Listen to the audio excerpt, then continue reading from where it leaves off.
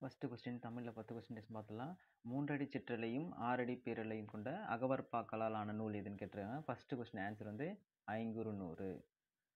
அடுத்தது, போர்க்களத்தில் புண்பட்ட வீரர் ஒருவரின் காயத்தை வெண்ணிற ஊசியால் தைத்த செய்தி இடம்பெற்ற நூல் எதுன்னு கேட்குறாங்க. பதிற்று 10 ஆன்சர். Second question. தேர்டு வந்து, சிறுமாநாற்று படையின் ஆசிரியர் யார் அப்படின்னு கேட்குறாங்க. சிறுமாநாற்று படையின் ஆசிரியர் வந்து நல்லூர் நத்தத்தனார்.